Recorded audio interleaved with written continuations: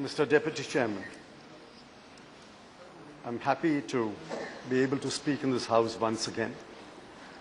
I do so for the first time on this side of the aisle, and that makes me doubly happy. Sir, it is maiden speech. I welcome the 15 minutes only. Maiden speech is only 15 minutes. I welcome the friendly and conciliatory tone of the Honourable Finance Minister's speech. I think the tone and approach has changed over the last 3 or 4 weeks, and that augurs well for this bill. Although it will depend upon the outcome of this debate and the assurances that the government is able to give on many issues which he himself hinted are still outstanding issues and need to be resolved. So if I may say in a lighter vein, between 2011 and 2014, I did virtually what was called a char dham, traveling between my Prime Minister, the Leader of the Opposition in the Lok Sabha, the Leader of the Opposition in the Rajya Sabha, and the empowered Council of Finance Ministers. We tried to pass a GST bill with the support of the principal opposition party, and we failed.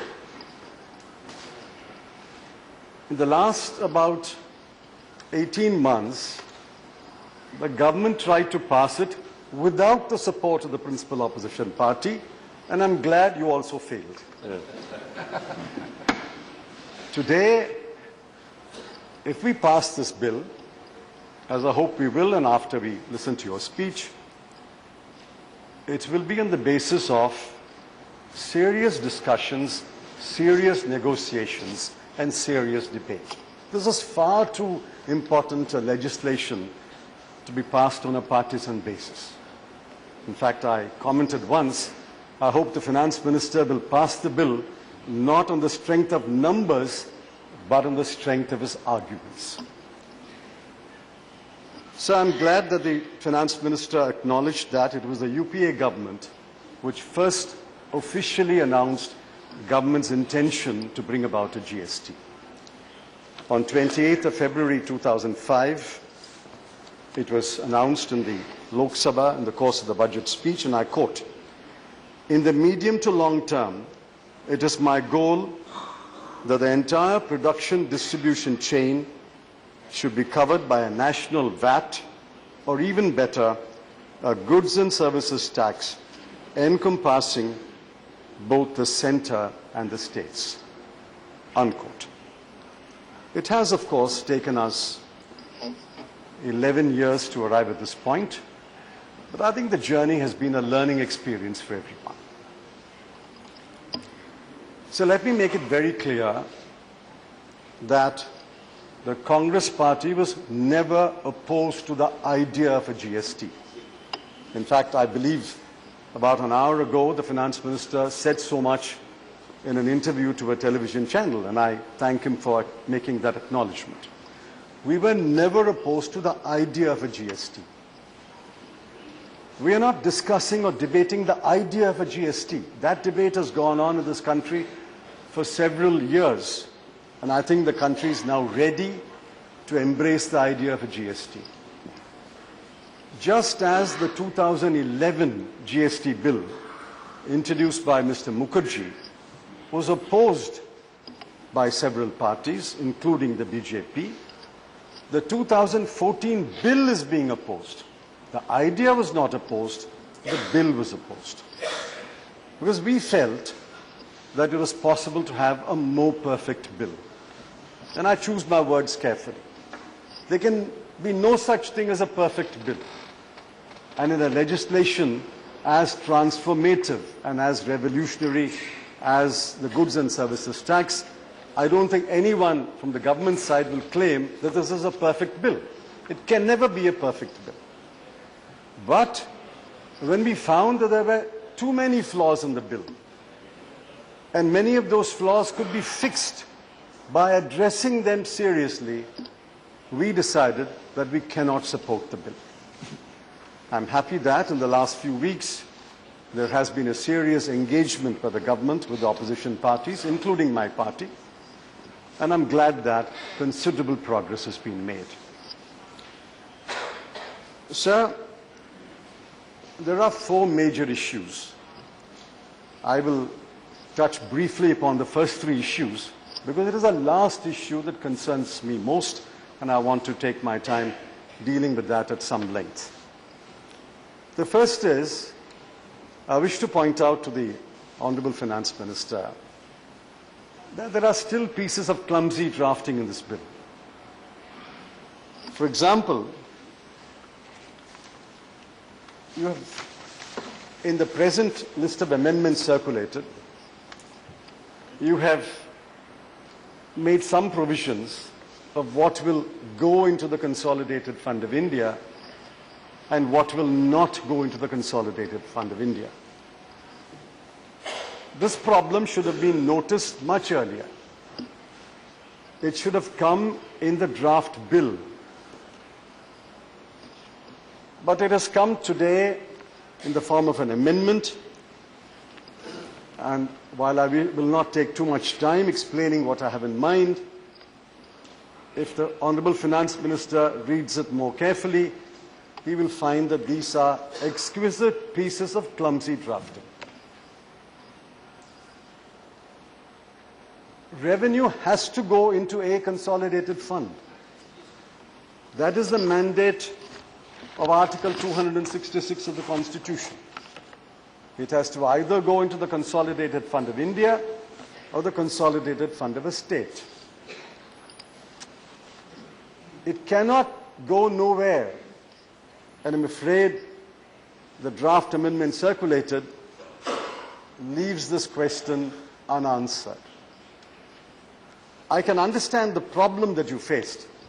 I think, to the best of my understanding, the problem was how do you avoid double counting? But I think there was a more elegant way of dealing with the problem of double counting. I think the draft is clumsy.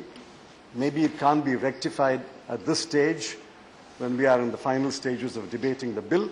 But I would just add a word of caution that the drafting in this respect is rather clumsy. The second issue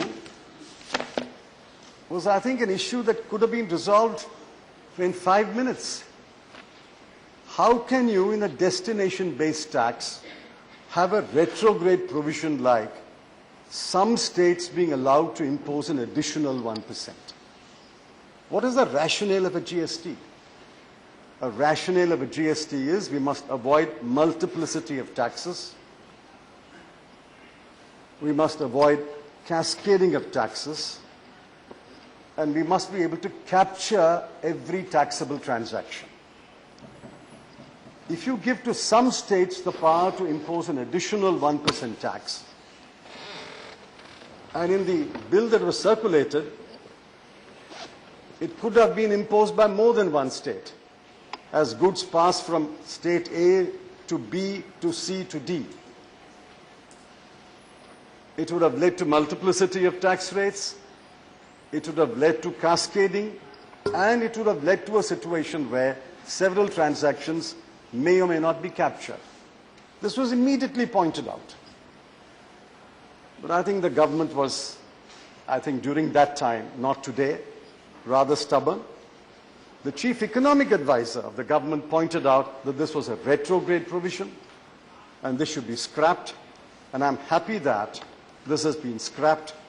GST doesn't stand only for goods and services tax, it also stands for good sense triumphs. Ultimately, good sense triumphed and you have dropped the 1% tax, and I thank you for accepting our suggestion to drop the 1%. The second major issue is dispute resolution. Now, please remember that dispute resolution between the center and the states, between one state and one or more states, between a group of states and a group of states, is not a matter on which the Constitution is silent.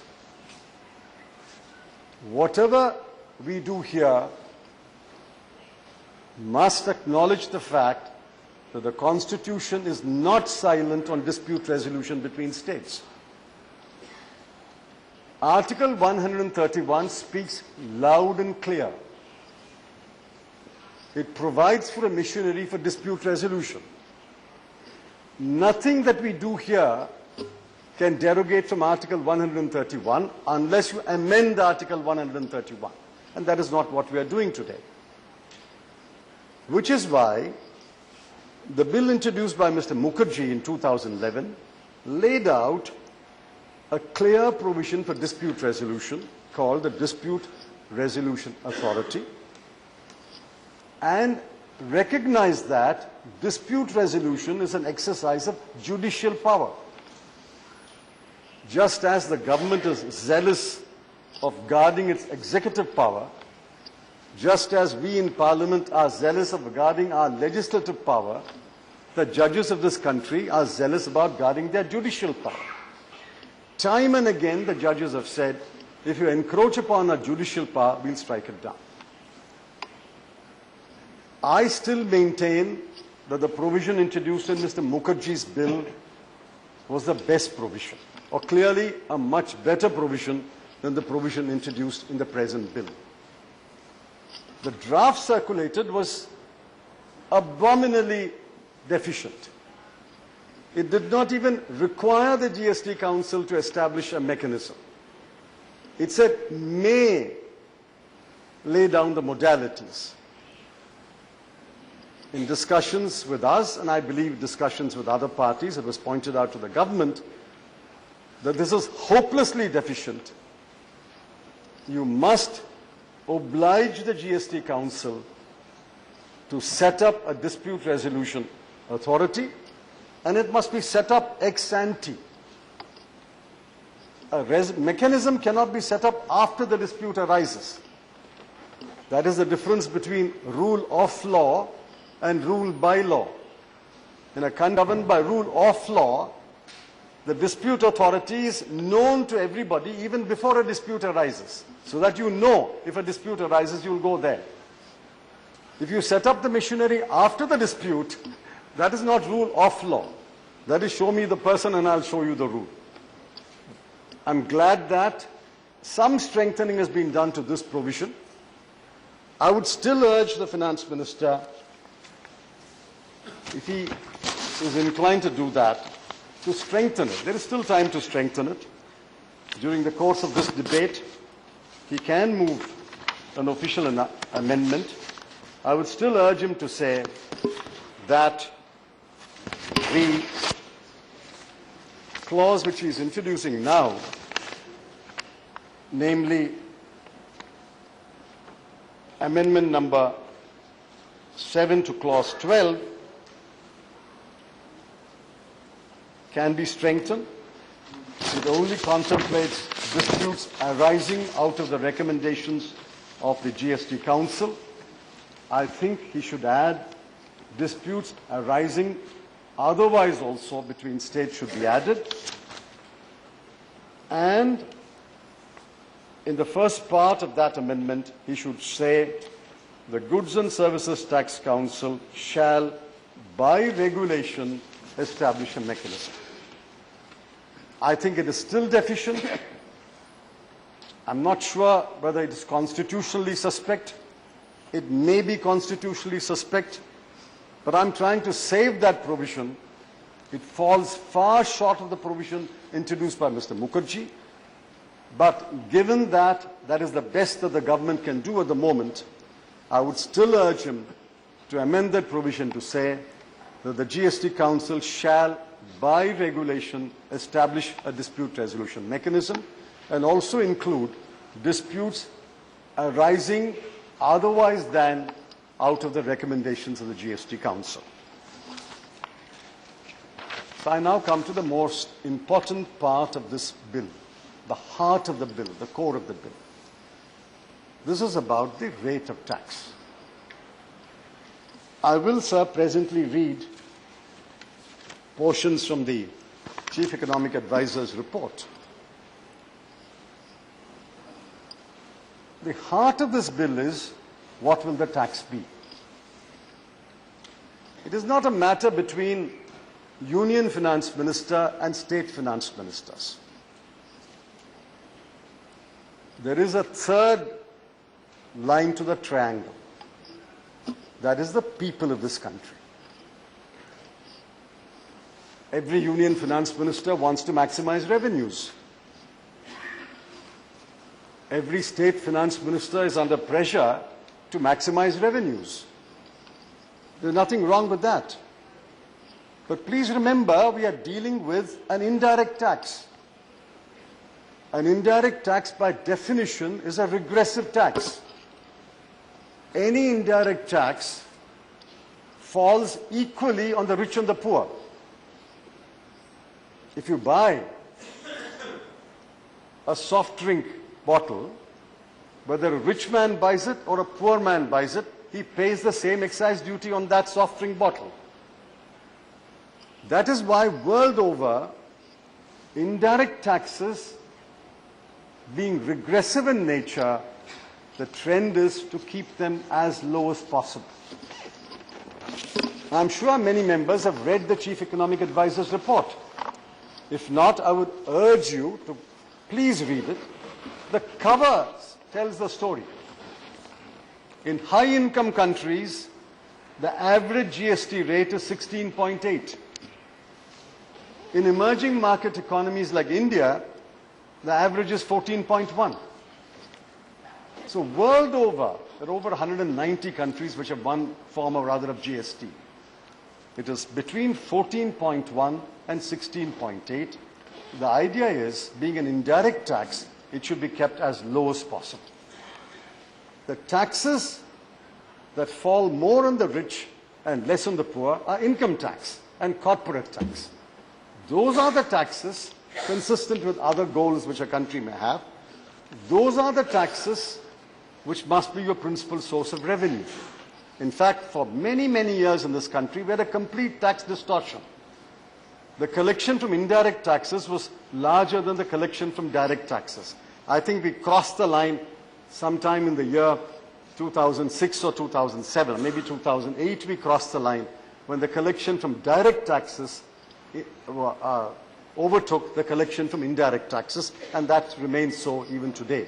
And that is how it should be. In fact, the collection from direct taxes should far outweigh the collection from indirect taxes. So what do? We need to keep the taxes low. At the same time, we must protect the existing revenues of the union government and the state government. So how do we go about it? We go about it by discovering what is called a revenue neutral rate, an R&R. That is not the actual rate of tax. That is simply a step in deciding the slab rates. It is not so technical. In fact, it can be explained in fairly simple terms. You derive an R&R, and then from that R&R, you work out the slab rates. Suppose you derive the R&R as X. The slab rates will be X minus will be the first slab, X will be the second slab, and X plus will be the third slab. X minus will fall on goods of mass consumption, what we call wage goods, goods that are consumed by the poor people. X will be the standard rate or nodal rate. X plus will fall on what is called demerit goods or sin goods. The so-called sin goods like alcohol, tobacco, imported luxury cars, etc., etc. It's a perfectly valid structure. Question is, what is X? Today, please remember, over 80% of excise duties are at between 12 and 14%. Over 56% of VAT is in the range of about 13-14%. So on an average, 70% of the goods have a tax incidence of about 13-14%. But there is huge tax losses because of an inefficient collection machinery, and a large number of goods escape taxes.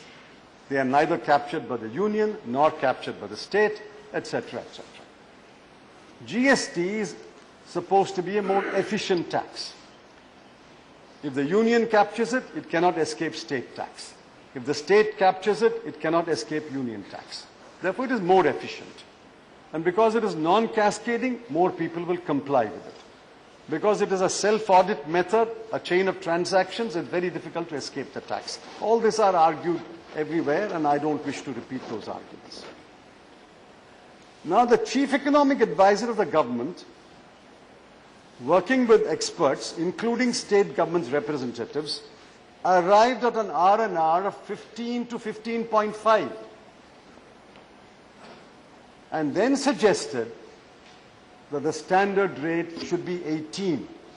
The Congress party did not pluck 18 from the air. 18 came out of your report. The standard rate must be 18. You can have then a lower rate, 18 minus, and you can have a demerit rate, 18 plus. But the standard rate, the rate that will apply to most goods and most services, must be 18. And the chief economic advisor has argued very cogently that that alone will make it non-inflationary, acceptable to the public, and an efficient way of taxing without tax evasion.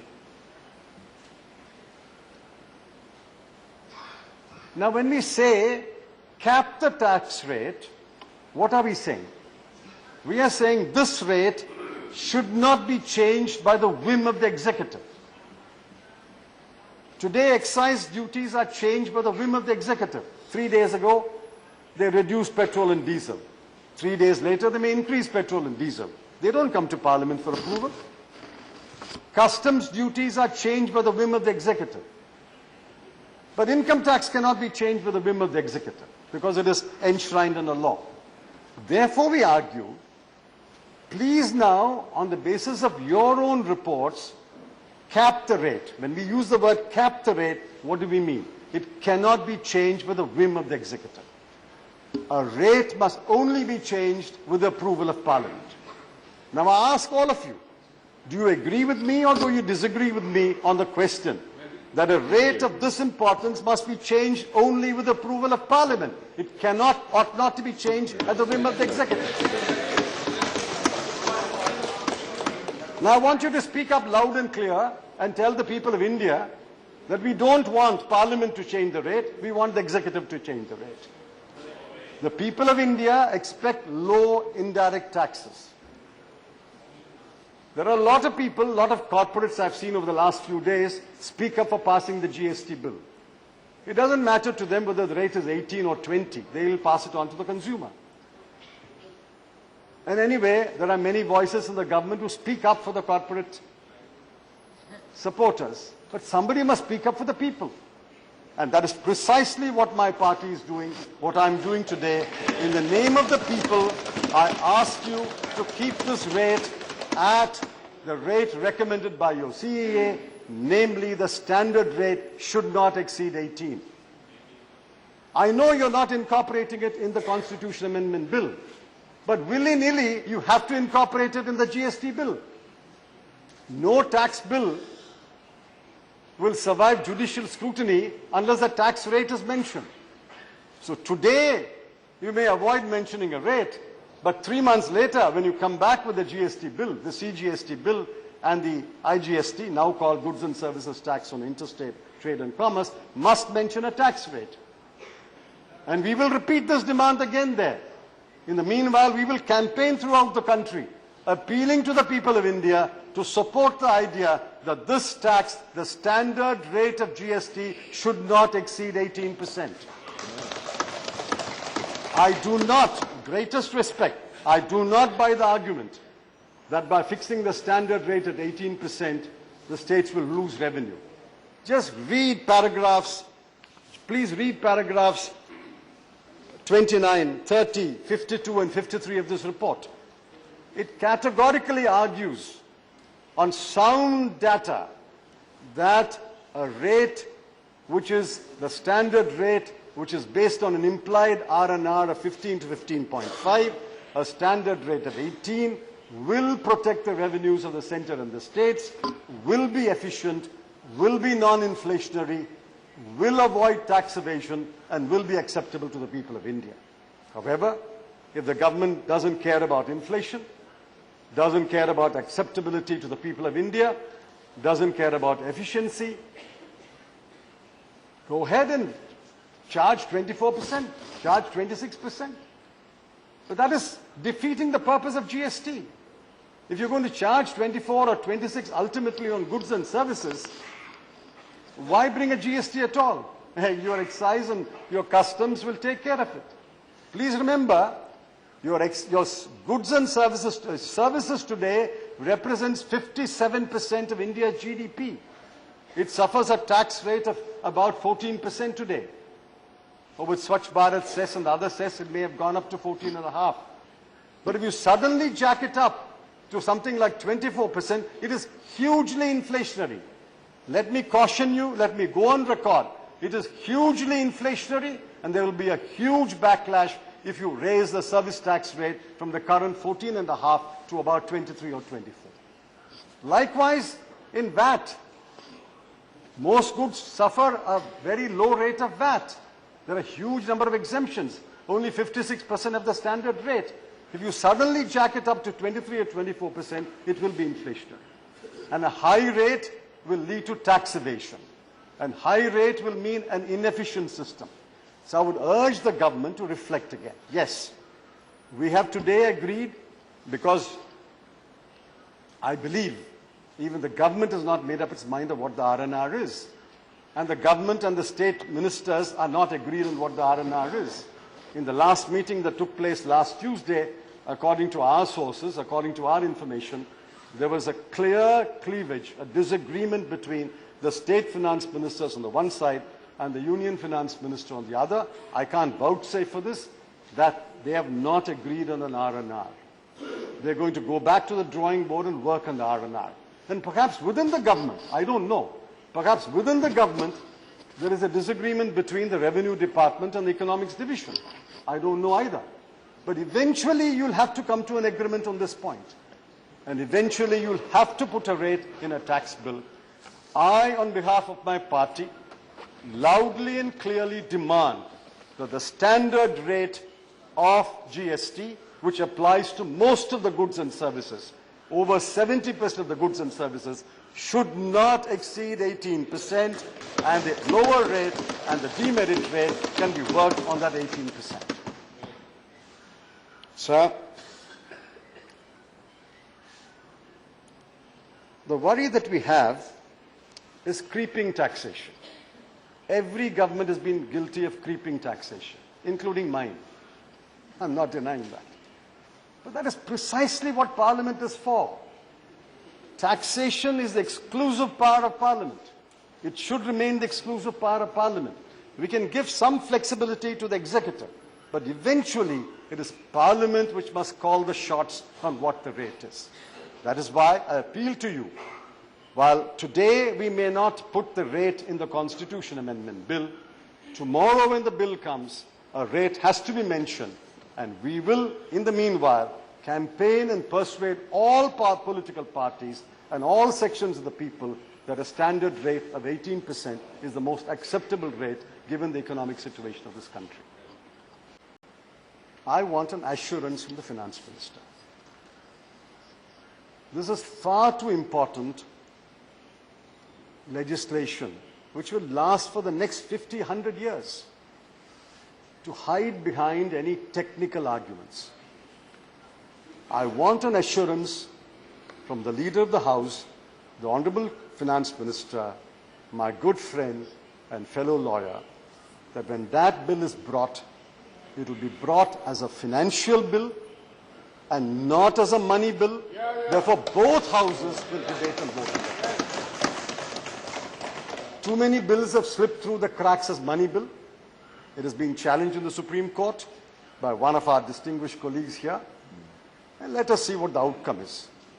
But this is far too transformative, far too revolutionary a legislation that one house will vote and the other house will speak. I think both houses must debate it, both houses must be allowed to vote, and this is something within the power of the government to say, yes, we will introduce the CGST bill and the IGST bill as a financial bill, and both houses will debate, both houses will vote. I ask the finance minister that assurance, and I say after the debate, my party will support this bill, but we require assurances from the finance minister. Thank you.